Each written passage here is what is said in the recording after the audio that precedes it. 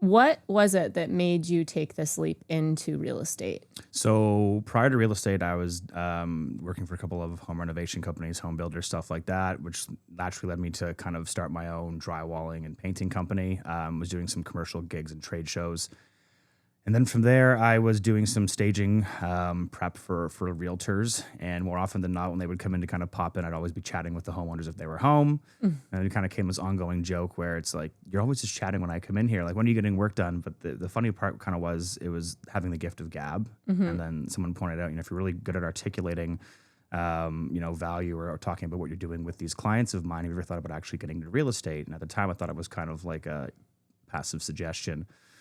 I gave it some serious consideration, and then traded in the coveralls for a button up, and kind of haven't looked back since. And here we are, I guess 15 years later. So it goes by quickly, but yeah. It really does. It's Yeah. incredible. Yeah. When I set a vision in my life and I look at my faith, my family, my business, my health, my wealth, I want other people in these real stories to hear the real stories of that journey.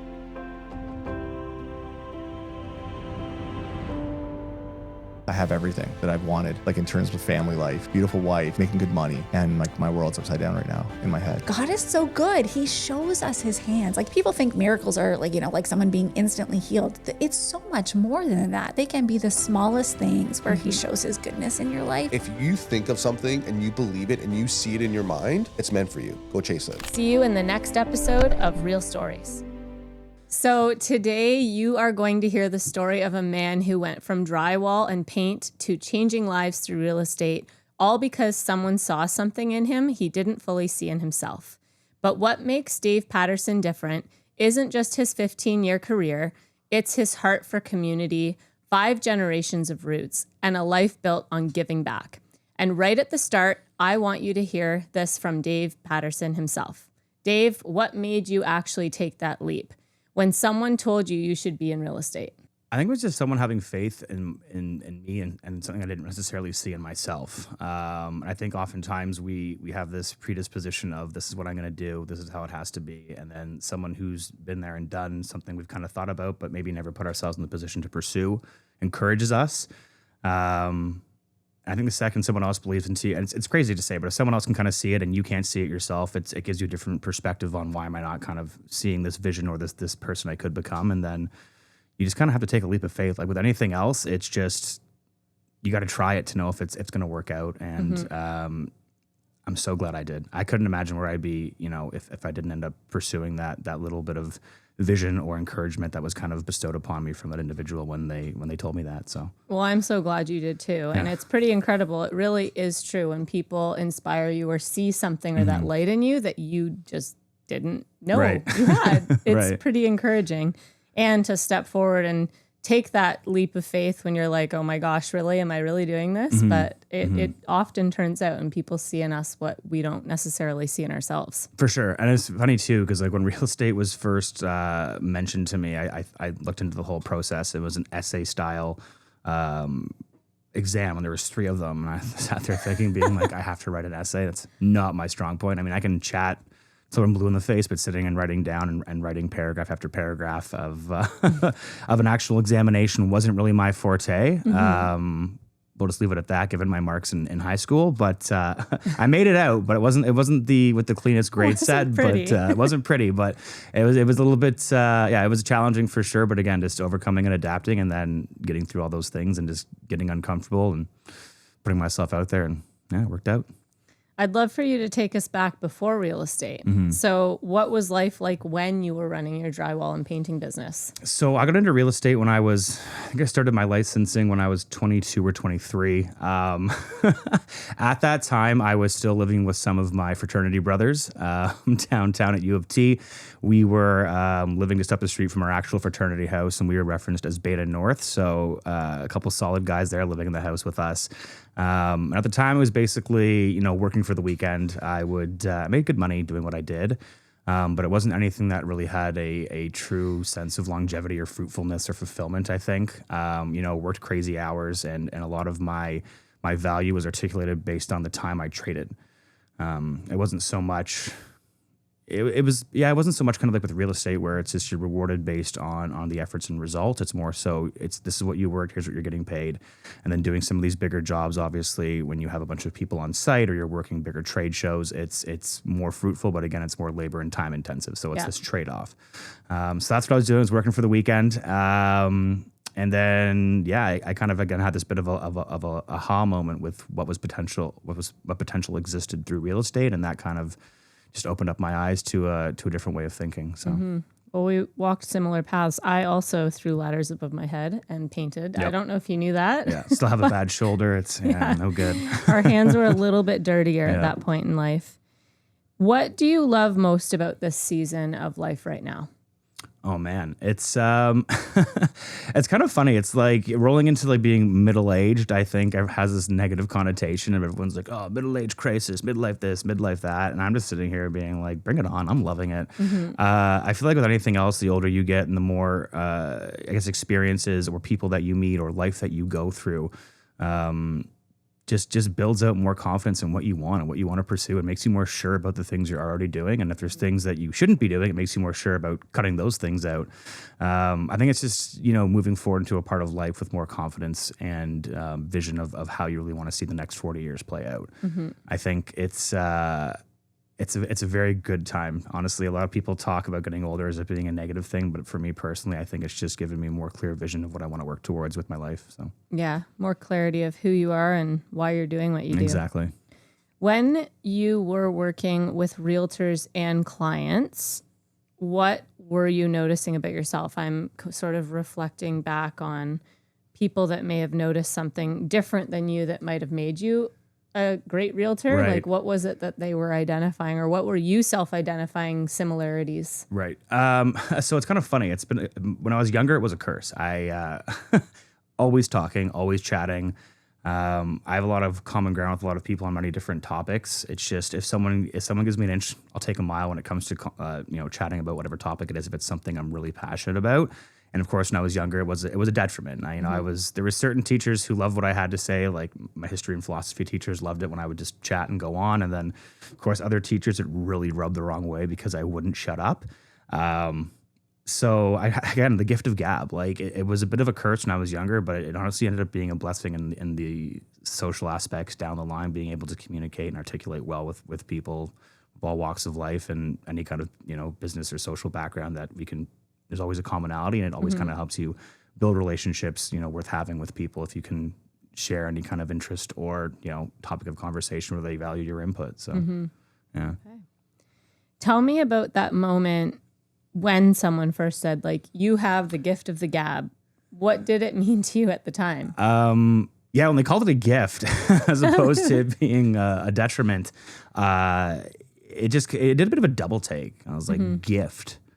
Okay, so you're not upset that like you walked in here and I wasn't up on a ladder edging a wall or something like that. But usually, oftentimes when realtors would show up to sites, it would be, usually lunchtime or kind of at the end of the day when things were usually wrapping up when the client was home, or, they'd offer me a coffee. And that's usually how it would start. They'd be like, oh, Dave, you want to have a beer or a coffee? Yes, please. So then we'd sit there and we'd chat, and then one thing leads to another. And of course, like if the conversation's at a good pace, it's sometimes it's hard for me to cut it off, which I've come to learn. But again, when they kind of came in there and they just said, you're always chatting with my clients and they seem to really like you. Have you ever thought about getting into real estate yourself? Because you seem to have this ability to connect well with people. And I kind of brushed it off and then, started thinking about it more and more. And I was like, why am I just limiting myself to what I think this needs to be in this only career path? So, yeah. An aha moment. An aha moment for sure. Was there any fear or hesitation being that young and leaving what you were used to and that sort of steady income, doing something you were really good at? Oh, for sure. I mean, even when I first started, it was hilarious. I was probably licensed when I was 23. And I remember the first thing I was doing was like, I'm going to door knock and I'm going to I'm building up the confidence to go and knock on someone's door. Like people shit on people who door knock. I'm going to say it. Like they get harassed. It seems like it's an antiquated way to communicate with people, and it takes a lot of time and confidence to really build up the energy to want to go out there and actually do it. Of course, you knock on the first door, it's tough. The second door is tough, and it's just it's momentum and kind of getting up, the courage and wherewithal and the thickness of skin to continue going forward and door knocking. But I remember the very first door I ever knocked on was in my farm. And it was during an election season, and needless to say, this individual was not happy. Someone was knocking on their door again, and I got an earful before I even got to open my mouth, and it was basically just berating me about, I don't care what party you're knocking for, and laid into me with some much more colorful language I won't use here. And I put my head down. And I was like, any chance you're moving? And then he just looked at me and shut the door, and I was like, that went well. And then the next house I knocked on, I swear to God, this was on Lakeside in Birchcliff. The next person I talked to, I got my pitch out, chatting about the area, talking about houses, and they didn't say anything and just looked at me and said, how old are you to be selling houses? Well, what do you mean? They're like, you look like you're 12. And I was like, okay. And that's where the reference from looking like Mikey from Recess came from, because back then I didn't have a beard. And I just had this stupid faux hawk and this really clean shaven baby face. And I was like, okay, now I'm just like, people aren't even, registering what I'm talking about. They just see a giant man child at their door talking about real estate, which is also why I never used my face on any of my advertising for the longest time to start with. I just had this vision of myself as looking like a man child. So I ended up getting creative with logos and stuff like that, and then grew a beard, and then really haven't looked back since with the beard. So that's why. Yeah. What were the first 6 to 12 months like for you? Take us back. Yeah, that was the first 6 to 12 months. So it was interesting because the licensing at the time, you'd pass your first 3 exams. I think at the time it was a 75 or 80%, which is similar to what it is now. Yeah. And you had a follow-up 3 exams, which I think you had 18 months to finish. So you get licensed, and then you're also hit with the stress of passing the next 3 tests, which at the time were... I think at the time I had the commercial one first, and that was known to be the hardest. And immediately you're just hit with this wall of like, oh, now I'm going to try to get business. But then I also have to finish these exams. If I don't finish these exams, the business will go away because I lose my license. Yeah. And it's this constant ongoing, like, where do I focus my time and energy? So the biggest thing was, I think, is honestly trying to really get those courses finished in a timely way, and also develop systems that were working, but were more simplified. This going back to the very basics, because when you first start out, it's super easy to overcomplicate things, and you spend way too much time getting ready to get ready. Like, there's people who are like, got to have my website up, got to have these cards printed, got to have this, got to have that. It's like, you don't. These are all things we're putting in our mind to hold us back and waiting for this perfect scenario. But that is not life. Life is not linear. Business is not linear. The market, as we see right now, is not linear.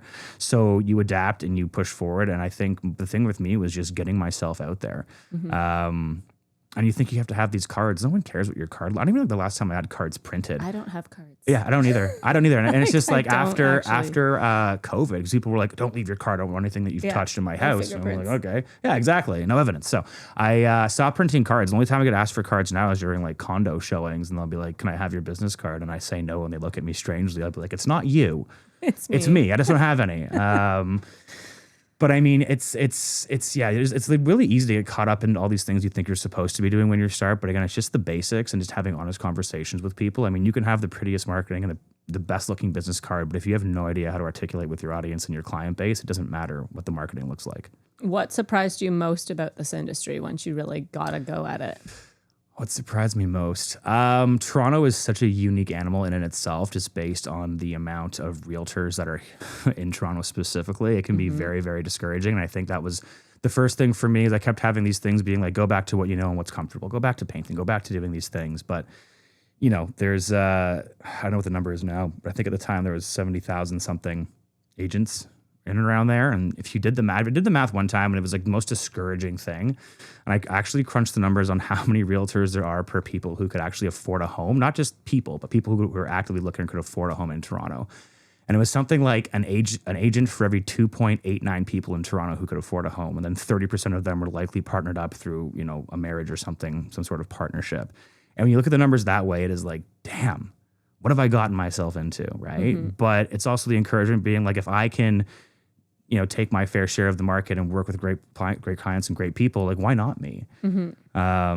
So it's just adjusting for the expectation and then figuring out a way that you can use something that might seem discouraging to actually push you forward and get out of your comfort zone and make a bigger difference in people's lives. So Yeah, no, for sure. That is shocking. It's daunting, like how many realtors exist, but it's also promising because not a lot of them are full-time. Right. Not a lot of them are doing high-level number of units and volume sold. So that's also an opportunity to seize, which you obviously have. When did you realize, like, I can do this at a high level? I think it was honestly getting that first deal done. And my attitude kind of when I first started was I'm young, I'm hungry, I'm ambitious. Like I'm licensed in Ontario. I'm not just withholding myself to the confines of Toronto. I said Toronto like I wasn't from Toronto. From Toronto. Just to clarify, I am from Toronto, Scarborough specifically. But anyways, so I didn't just stick within the confines of what was considered the six at the time or the city limits. So it was actually a fraternity brother of mine who was looking to buy his first place in Hamilton. Him and his fiance at the time were looking to buy out there. And I said, will you come out there for us? Or would you help us? We want to obviously, use you. We know you. We know that you'll work hard. And this was when you had to get everything, that's going to sound so old, signed by hand and fax. Crazy, so if right? Oh, it's wild. Back in the day. Oh, it's wild. People now can sit in their underwear and do a deal on DocuSign and just like literally not leave the couch and have like Cheetos dust on their fingers and sell a house. And it's interesting how much it's changed. Yeah. But I remember, going out to Hamilton and then we went through a bunch of houses. We made our pros and cons list. We had little documents we were writing up about everything that we liked. We compiled the information, do our follow-ups, look at home inspections, all that fun stuff. And it was the real nitty gritty of it. But that kind of led me to a point too, where it's like, I know just with that alone and having the extra tenacity or energy to kind of go out there and go above and beyond for my clients for anywhere that's with a, reasonable drive where you don't feel it's necessary to refer out the deal. Like I'm not going to Sudbury. We'll draw the line there for sure. But I mean, Hamilton's it's obviously a different beast from Toronto, but the data and the numbers and the accessibility to information was still all available back then. Yeah. So you could properly guide your clients on how to make an offer based on the market trends we're seeing, whatever pocket. So we helped them secure their first property, and I kind of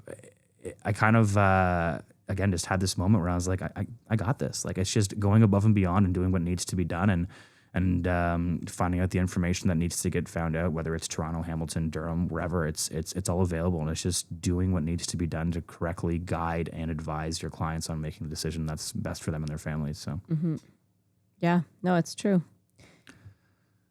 You've been involved with obviously giving back in the local community, and I have noticed because my husband has oftentimes grown out a mustache at the same time. Yeah.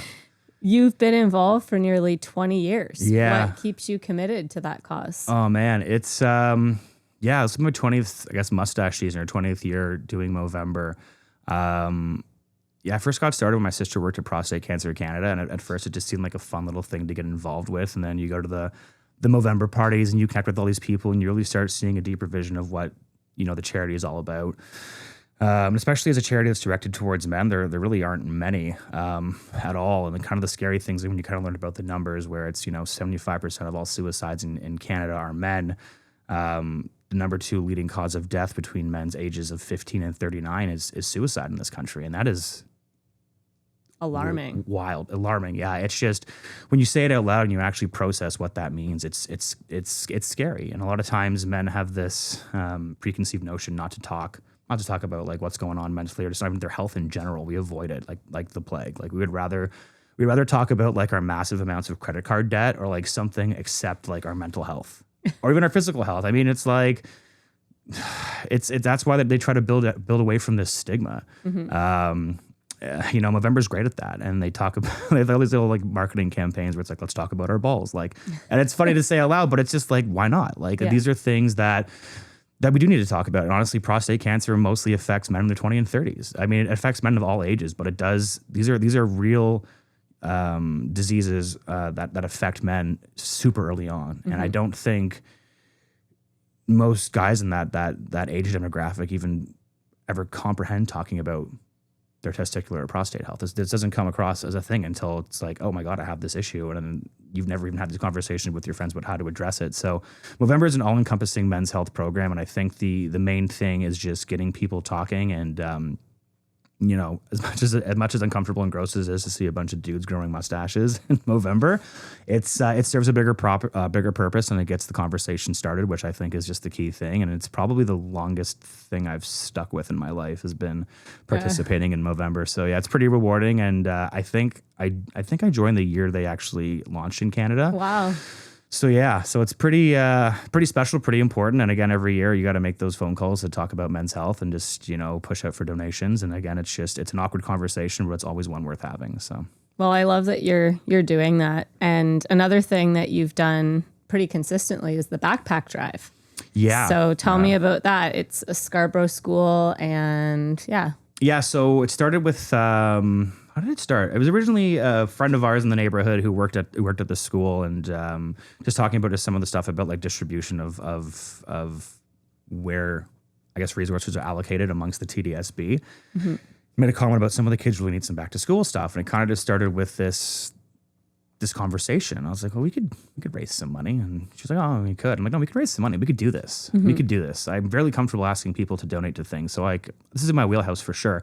So I just started with year one about trying to get some back to school supplies, pens, pencils, backpacks, the basic stuff, but the things that are often overlooked. So, I mean, even if you go to, Staples or someplace that's moderately priced for a backpack and something else, you're in for a couple $100. And for a lot of people, especially, if you're newcomers to Canada or in certain pockets where it's not as affluent, it's like that's a tall ask. And if you got more than one kid, it's a very tall ask. So we kind of put our heads together, and I think we reached out to a lot of folks. And first year we raised around $3,000, which ends up buying a lot of school supplies for kids who need them. So we've done that now for I think 5 years, and last year we pivoted a little bit because what happened is we ended up having a surplus of stuff at the school, which was fantastic to actually kind of hit that goal marker, being like, okay, we have some bags and stuff left over, and some of the kids are giving the ones they've received back to make sure it kind of goes through the school, and they're paying it forward and kind of reusing the stuff. So last year we did, or this past year we did a fundraiser for gym supplies. So we did stuff for soccer balls, nets, skipping ropes, hula hoops, basketballs, and again raised around $3,000, and yeah, it was great to actually go there and just see how full the gym equipment room is after like everyone helping out and contributing. And just sports are something all kids should have access to. It shouldn't just be like, there's one basketball in the gym and one soccer ball. I'm like, good luck, boys and girls, have fun. So, it's just great to kind of just make a difference, especially through sport. And that's just a thing that kids need access to and need to participate in and learn about teamwork and all that fun stuff. So it's just a small portion of it. So. Why has giving back been a big part of your life? Like, where does that come from? It's a good question. Where does it come from? I don't know. I think part of it is like my dad was a bit of a philanthropist when he was younger. He kind of helped in the neighborhood oversee one of these large co-op projects that was getting built, and was always on like the, I guess, what would you call it? The neighborhood. Wasn't really a BNI. It was like a neighborhood community association, essentially. Mm-hmm. So he did that for many, many years because he always was concerned about what projects were getting built.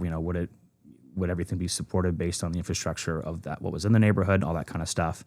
So I think maybe it's a bit of it in my blood that way.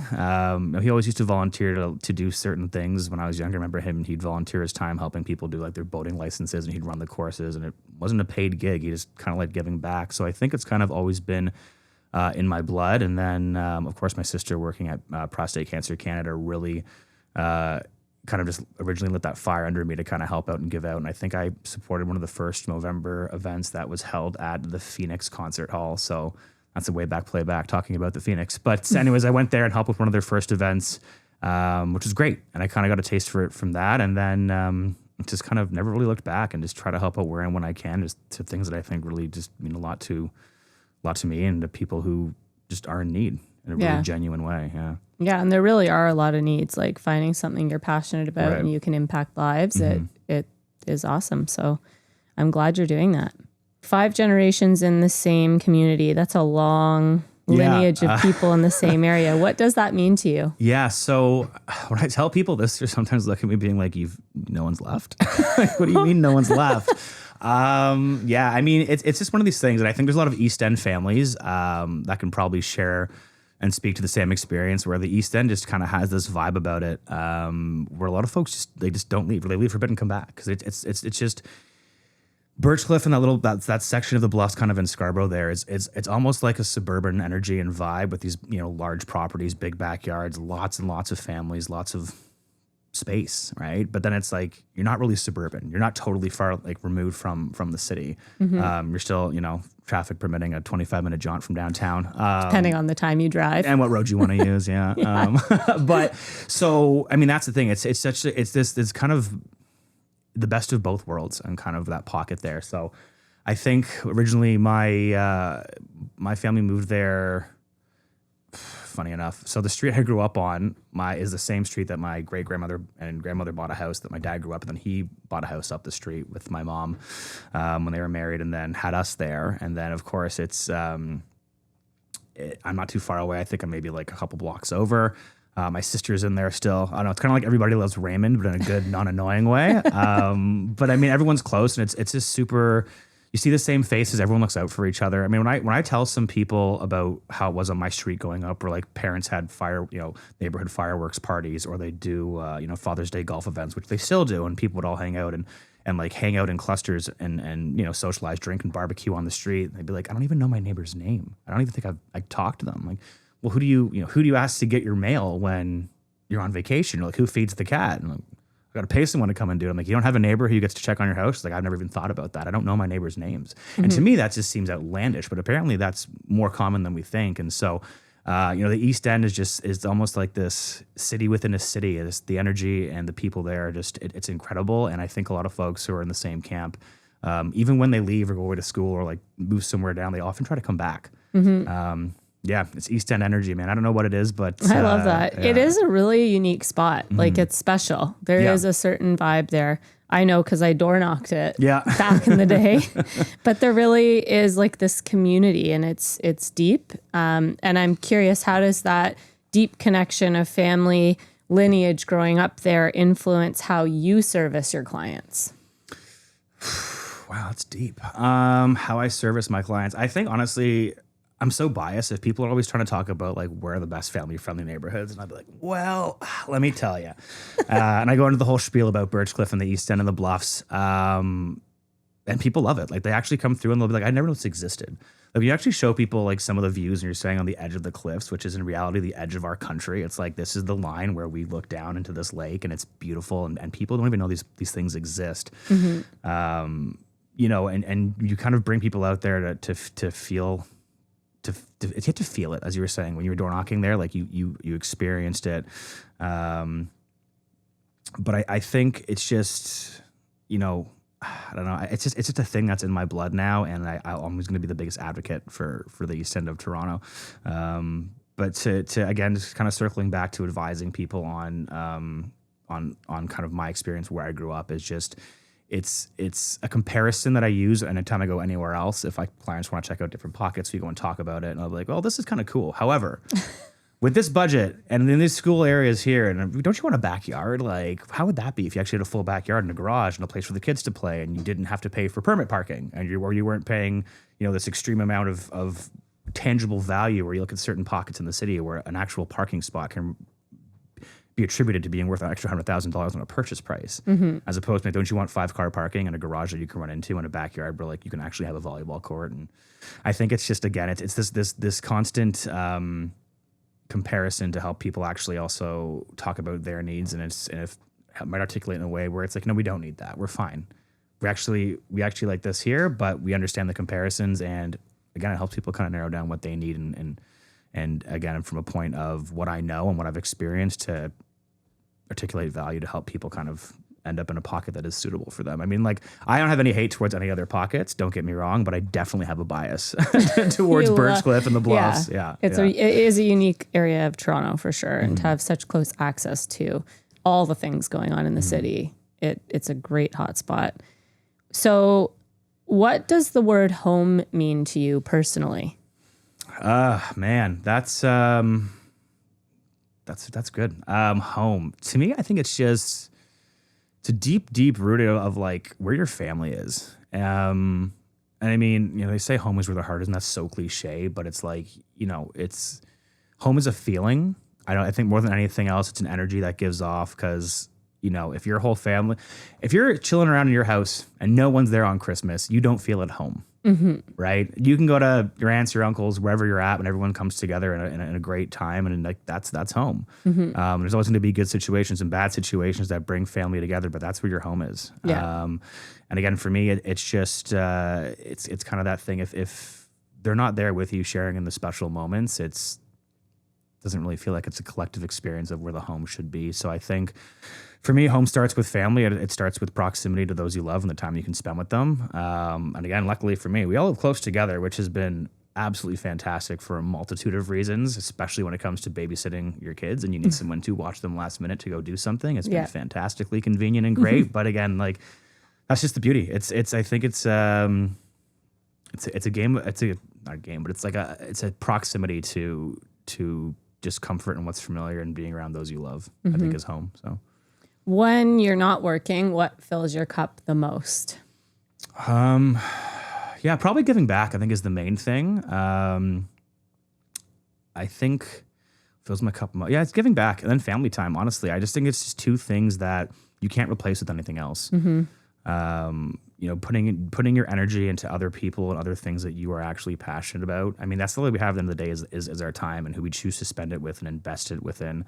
So investing it back into family, loved ones, causes you're really, really passionate about and can see the byproduct of the results of your energy that you've given, I think is the most rewarding thing. Because oftentimes if you do something and you're just doing it by yourself, it's like, what's the point? It's not as much of an experience. Yeah, it feels empty. Like you're not really creating moments that you'll cherish. And 100%. Yeah, it's like a lot of times you talk about, like the biggest thing for me, especially as a dad, is like wanting to, with my son, is just give him not toys, but experiences. He's never going to be, an old man being like, I remember that time my dad got me, N60. For me, it would have been N64, but he'll be like, that time they got me, what are the kids playing? Roblox. He's not going to remember the Roblox gift card I got him, but he'll remember the time my dad took me down to Florida and we saw the Leafs play back to back at Tampa and Panthers, and that was such a great trip. He'll remember those things. It's experiences and the energy and time, because all these things are the only asset that can't be replaced, which is your time. And when you give 100%. Back an asset that people can take it from you, but they sure as hell can't give it back. So if you're giving back this depleting asset, it's just so much more meaningful. 100%. How do you balance being a top agent and still blocking time for family and your son? Yeah, I mean, people talk about, you got to have this perfect work-life balance. Yeah, it's not real. Really? It's not real. Work-life balance. Yeah, that one always gets me, where it's like, you have to be able to figure all these things out. It's just, you go with the flow and you try to have a basis of standard for what you're trying to achieve. And if your basis of standard is trying to get X number of deals done, and then you kind of break down what has to get done there, or your basis of standard is wanting to take your family on a trip, and you break down the plan to kind of get there, whether it's through, savings or time management or figuring out when everybody else's calendar works, which is usually the most challenging part, is getting everybody on board for a timeline. It's just you got to go with a bit of a plan, a bit of a blueprint, and then run with that until these small incremental things lead to the bigger ones. But I think like this whole thing, trying to like make it work, there's no formula. No. Life happens, and the bigger your family and the bigger group of people you care about, the more chaos you have to delegate and work through. I stepped over monster trucks on my way out the door this morning, and my son's like, do not touch them. Set up in such a way. I'm like, I'm sorry. Okay. Yeah. I almost broke my neck, but Catch a Lego in the big toe. It's like, damn it. But it's important, right? Like family, you can tell by the way you talk about that time and the memories and the moments. That's a value pillar to you that's so important, right? So you obviously make time for it, even if life is chaotic, or even if the year didn't go as well as it could have. There still is precious time that you 100%. Obviously put aside for people important. I mean, to your point, if things don't go as planned, I mean, that's life. Like that is the human condition, is suffering. Like that is in a very basic way. It's like life is just throws these curveballs at you. It's not linear. And it's a blessing and a curse depending on how you kind of look at it, right? But I mean, challenges come up. And it's how you deal with them, who you're dealing with them with, and like how you support one another in your circle, whether it's family or friends. I mean, for me personally, with my friends, like I love my friends. I tell my son, though, they're like family. He calls all my really good buddies uncle by the first name, even though like, he's like, you're not related. And I'm like, it doesn't matter. I'm like, sometimes, it's loyalty and friendship and history that makes you family, not just, blood. Yeah. So, sorry, I went a bit of a tangent there, but so that's just kind of the biggest thing around making it all work and just investing again back into what really matters. And, you know, like I said, curveballs happen, life happens. It's just your response and how you choose to kind of deal with things. Cause that's really all we have control over is how we delegate our emotions or our energy into dealing with whatever it is that comes up. It's just, and you know, and it's tough, but, again, that's why having a good tribe or, you know, solid relationships with friends and family really push you through everything else, and those situations make you who you are at the end of the day. So It sounds like you have a pretty good tribe in the area you live. great tribe. What kind of an example do you hope to set for your son? I mean, one thing I always tell him is like, I don't want you to grow up to be like me. I want you to grow up to be better than me. So I think even now, like, he's on his way to do it, which makes me happy. But that question got me right in the feelings. Jeez. Sorry. No, that's all good. That's all good. That's the whole point. Yeah, no, it's, you know, and it's tough. I want him to grow up to be a better person than I am. And I just feel like now he's just an empathetic, caring little guy. And you just see it in like his small daily actions with the way he just interacts with other people or always looks out for other people. And he's very, he's very outspoken. Like me, again, can be a blessing and a curse. And that's one of the funniest things about parenting is like the best part is kind of also, in essence, like can kind of be the worst part. Cause like when you see little examples of yourself and your kids and they do things and have mannerisms that are the better parts of you. And you're like, yeah, that's me. Like that's definitely my character trait right there. He has a witty response to something or is really like, he has a really good, you know, rhetoric or rebuttal to something that you say. And you're like, damn it, he's got me there. But that's something I would do. And it makes me laugh. And I'm so proud of him. But then when you see these things where it's just like his reaction to something and you're like, shit, that's exactly how I would react. And then you're mad at yourself about it, but you can't change it. But it's No, like it's just the reality of life. So at the end of the day, it's like, yeah, setting an example. I mean, for me, the biggest thing I try to drive home with him is just like your family comes first, man. Like that's the main thing. And people who sink their energy and who you give it back to are the ones you got to put first because you know that they're the ones who are always going to be there for you and in your corner. You know, it's one of these conversations now where he's graduating grade 8 and we're talking about, you know, future relationships and what you put your time and energy into. And, you know, it's an impactful time in their life where the paths they choose can have long-term effects in terms of who they hang out with, who they spend their time 100%. with, who they look up to, what they find important. And these are conversations we have where it's like, okay, if this action takes you here, is that going to matter? You know, is it going to matter in 5 minutes, 5 days, or 5 years? Like that's a big question to ask. Is the reflection of your actions going to take you to a place you want to be in 5 minutes, 5 weeks, 5 days, 5 years, whatever? It's like that's always going to be the result. Or is this just something you're doing to fit in at the time, or you know, impress people who don't necessarily deserve your attention or your effort? Yep. So it's definitely tough for kids at this age. And I think it's just speaking back to real life kind of things that I've seen or played out with friends and people who I know, and you try to articulate those things back to just give them the stepping stones and tools to be better than you in the decisions that you made. Right. So that's all we can do. We only have so much control. It's true, but it's important. It's important they understand that the decisions they make and the actions they take will impact their life and ultimately take them down a path, whether it be good or bad, but it's in their control. So giving them that autonomy and reality all in one, it's wise, very wise. Got to use that with my son also graduating grade 8. Pretty crazy, isn't it? Yeah, it's wild. They're like Whoa. little dudes. Like they went from, there's this time where like, you know, there's this evolution where they're babies and they're toddlers and they come home from school with rocks and sand in their pocket that they demand you must keep set aside somewhere. Yes. And you're like, okay, so now you're no longer a toddler, you're a little boy. And it's like making breakfast, making jokes, talking about what kind of car they're going to drive when they're 16. And you're like, holy crap. Yeah, that's coming up right That's around coming the up. corner. Oh, quickly, yeah. But it also makes the decisions we're making that much more impactful. Like I don't cry a lot, but at the end of my trip I just went on with my son who's graduating grade 8, he was at the end of his, we went mini putting and he got like emotional and he didn't know this, but I was emotional the day before. It was like we were deeply connected because we had just spent 2 extravagant weeks together, just not even extravagant, like calm, peaceful weeks, just in the Florida sun with each other and the rest of the siblings. But it's those moments and memories, like, you know, that was a moment in time we both hold dear forever and you can't replace that time.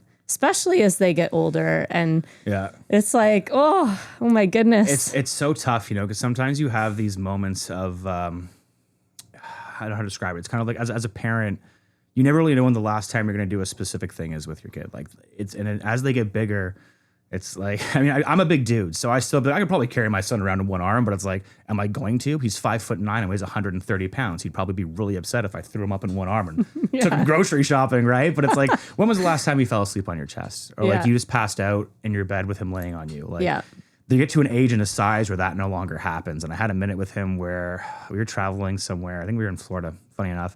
We were crossing a road and he grabbed my hand to hold it as we walked across the road. And it gutted me in such a lovely way because I'm like, he still reaches for my hand. Yeah. And I'm like, how much longer is he going to do this? It might be the last time he reaches for it, right? Yeah, because you don't want to be like, give me your hand. And he'll like fight you on it. Mm-hmm. He has to make his own decisions. Like, okay, you crossed the road with me, but he's like, let's go, Dad. Like, I trust you. Let's hold hands. And of course, he's a big kid. And half the time people think he's 17. Like, why is this,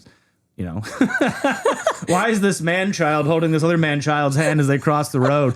But yeah, it's those fleeting moments where you don't know when it's going to be the last time you do it, or the last time he sits on your shoulders, or just all these innocent little moments that are captured in their youth and us as parents, where it's like you got to savor those things because you don't get them back. But at the same time, too, there's all these beautiful, wonderful things that are set down the line that you kind of get to see them grow into these young little contributing adults. I mean, They say basically 80% of the time in your life that you spend with each child is done by the time they're 12. Wow. And that it's 15% from age 12 to 19, and then 5% for the rest of the time you are alive. And that is the majority of the time. Mm-hmm. So it kind of just pulls things back in a little bit to savor those sweet little moments and even going through the growing pains and trying to, just keep your sanity and love them and just kind of just cherish the small stuff. Even something as simple as like just going for a walk. Yeah. Like the fact they still want to like hang out with you is the biggest thing. Because I think once kids kind of like have this independence thing and see you as like, oh, like you're the man holding me back, right? It's like, I don't want to do what you say. I'm going to hang out with my friends. And it's like, and you kind of lose that, right? So I think it's with me, the biggest thing is trying to just maintain, my job's not to be his friend ever. My job's to be his father, his dad, and guide him correctly to make the right decisions. However, if that relationship or that portion of our relationship is very fruitful, then you have time to be the friend. Yeah. But being the guiding light comes first. Being the advocate on what he should be doing with his life and going in the right direction comes first. And then if those elements line up well, then you have time to be a friend. And if you have time to be a good friend while everything else is lining up well, it's just it's kismet in a sense, because you can kind of get all these fun things out of the way and still do it in a way where everyone's enjoying each other and not being bitter, right? So 100%. Yeah. If somebody were to describe you in one sentence, what would you hope they say? Well, it depends on who you ask. I just think for me, I think I'm fun to be around. I bring a lot of energy, a lot of opinions, but a lot of fun times. I think with me, what people say, I'd just be just good guy to be around. Just fun, high energy. A lot of people don't like high energy people based on their personality profiles. I mean, I got a lot to say, and I got a big voice. Some people don't like that. But again, like I think those who know me and know me well would just always out having fun and try to just make everybody just in the room have a good time and just enjoy themselves. I think that's the main thing. Is just I have a lot of friends tell me if I didn't make it in real estate, I should have been a comedian. Right? Good or bad, I don't know if it's just based on my type of humor or like what I say or what I do, but half of them are like, if you fail in real estate, you need to get into comedy. So yeah, I mean, if it doesn't work out in real estate, I have a backup job. I think the main thing is, again, through humor, I feel like for me always it's allowed people to feel relaxed in my presence, just having a fun, good time and just cracking jokes and making people feel at ease. And I think that's just one thing I strive at, is just a comfort level of through my humor and quick-wittedness, making people relax and enjoy themselves. So, what do you think truly sets you apart in business as a realtor? I think with me is I'm very, very honest. And I also have a great approach and background with the home construction stuff. So there's often times where, people will look at things and I see it a bit further for what it is, pointing out different things that I know wasn't made correctly. I can tell when we're going through a basement and like something smells off, or I notice something on the wall. I'm like, that means X, Y, and Z. And it's like, it's almost like having a home inspector with you without having a home inspector with you. Not to say I'm a home inspector for anything legal here. I'm not. But it has the extra, I think, credibility to knowing how house construction kind of works in 100%. a very base sense, and knowing how to point some of these things out, or just even knowing, I know that so-and-so builders have a bad reputation for doing certain things in corner cutting, so we're not going to look at these houses. Or if people aren't in a rush and they're just, we have an open conversation about what their needs are on their timeline. I want people ever feeling pushed or pressured into making a decision they're not comfortable with. At the end of the day, they'll thank you more for being honest and open and really considering what's important and not allowing them to make a bad decision at the time to just serve, the business, which I think is funny. I've talked to people that are buying houses for 8 months at a time. I'd be like, this isn't a good play. If you guys are going to be stressed and the only option you have is X, Y, and Z, and that puts you guys in this really precarious, tight situation, don't do it. Like, we can wait. We can wait, and we'll wait for this thing to happen and this situation to line up, and you to get off mat leave, and your buying power to go up, and no one's going to be stressed, and then it makes sense. Yeah. Well, that's awesome. I think it's the main thing is with anybody else. It's just having an honest approach about what really matters to them and not what matters to the realtor. So. Well, that's definitely important. Why do you love helping people find a place to call home? Honestly, it's such an honor to be able to be part of that process with people. I think, it's not just about just burn and turn with sales. And I think that's where a lot of people, there's people who do it, of course, but I think a lot of times realtors get this negative reputation about just like looking out for their bottom dollar and their sales and stuff like that. And I think with me, it's a process where if you build a great rapport with your clients, they let you in to very, like, if people's finances and life goals are very intimate things, like they might not all know it. And it's our jobs, obviously, too, in our fiduciary duties to keep these, these important little factors between us and them. And it's like, you actually have this relationship with people. They let you into their lives in a very, very personal way. And that's oftentimes when I will just say, it's full-time realtor, part-time therapist. I mean, you're not going to find another industry at this level of professionalism where you're dealing with people's assets in this class, where someone's going to call you at midnight about a house they wanted to put an offer in or get questions, or they have like second thoughts about should they put the offer in or should they couldn't have.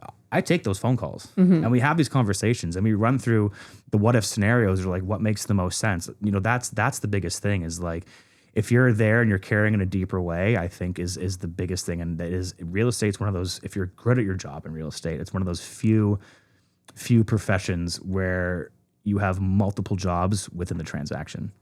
You really do. Yeah. And you obviously have experience as well in other areas with what you used to do that Right. can help the transaction as well. What kind of impact do you want to continue making in your community, either personally, family, business, or all of them? That's a great question. It's funny because like my family's been in that pocket of Scarborough for so long. It's like hearing my dad talk about the days of yore. He's like, back on the stretch up there, we had the first ever Honda dealership in the country. There was a Canadian Tire, there was a movie theater, there was Plaza Pizza, and I have this vision and see these photos, and I'm like, man, this was like a happening strip. And then a lot of infill happened, a lot of businesses left, and then like Canadian Tire left, and it was kind of like dull and drab. And I think right now there's a lot of boom coming back to the East End. There's a lot of great, coffee shops, restaurants, bodega style businesses that are popping up, which are really bringing back the vibrancy and the life to that pocket. And I want to see my neighborhood specifically. I mean, like, hey, call me selfish, but I mean, for my neighborhood specifically, I want to see the vibrancy of that stretch of the commercial and industrial stretch of Kingston Road reflect the basically the income bracket of the folks who live north and south of Kingston Road. It's kind of like you go anywhere else in the city and you have houses that are of that quality, and I guess of the type of people who live there. And usually the commercial spacing is very reflective of that in terms of what's available to them. And right now it's Kingston Road is getting there. We're making a huge comeback, but I think once. I don't think that pocket's hit its potential, and through me, I would love to be able to be part of that movement to help that pocket hit what's available and the potential that is just could be hit for everyone who lives there, and just really utilizing all of our space and You know, if you, anytime you need something, you can just simply walk to the top of the street and get Yeah. it, as opposed to being like, oh, where's Loblaws in comparison to where I am? Or you're flyer shopping as opposed to just popping up and being like, I know this, butcher shop's here, or X, Y, and Z is here, and we can just make a day of it and go walk the strip and do what we got to do. Yeah. Yeah. No, it's a huge opportunity for that area. And it's such a beautiful area. Like it needs to happen. Oh, 100%. Yeah, I think we're a little bit delayed on that, but it's just like it's getting there, and there's a lot of great business owners there now who have that vision and are implementing it in a really impactful way that is totally reflective of the beautiful individuals who make up that pocket. So, Well, I hope it happens quick. yeah. If someone is listening right now and they're thinking about making a big life leap or a career change or maybe getting into real estate, Right. what would you say to them? I mean, it all depends on your motivation. And I hate using that word motivation because everyone's like, "What motivates you?" But it's like, what is the reason why you're doing it? What is your why? You have to have a why that's deeper than anybody else's opinion of you. Because if it's not, like, you're not going to do it. Because everybody else who's afraid to do something will always be the ones naysaying it. And sometimes I don't mean it to be in a negative way, but you keep hearing all these reasons not to do something, you will subconsciously not do it unless your motivation to push yourself beyond that comfort level is huge. Like, I don't think I've ever gotten into real estate unless I just kind of got that one little comment that was like, you just try it. And then, the wheels start turning and you're like, yeah, I got to do it. I got to do it. And then there's obviously other safer bets. I could have stayed focusing on that end of my business that was already built out and doing quite well for a guy who was 22 years old. I was making pretty good money. And I could have stuck with that and probably built it into something that was great. But would it have been as lucrative or as allowed me to kind of live the life I have now, where I'm able to provide some of these things for my son and my family, to the things that we do? I don't think it would have been able to have happened in that capacity. So I think it's about, vision, and that's the desire, and the why has to be greater than every other thing that's going to be said or given towards you to shoot down your idea and your ambition. Has to be, especially if you're door knocking. Oh yeah, it takes a thick skin. It's honestly, when I have friends who just look at me and like, man, you're nuts. I couldn't do that. Yeah. Like, how many times a day do you get told to, kick rocks? Is the terms I'll use. I'm like, oh yeah, you get 10 or 15 of those a day. You get people to tell you to go, fly a kite, so to speak. But you turn it into a kind of thing where it's interesting, where it's like, I get 15 of those and eventually I get somebody who's pleasant to talk to. And that's that one conversation where you have a meaningful dialogue between somebody else is really great, especially if it's in like an area you care about and you live in. It's that much more meaningful. So 100%.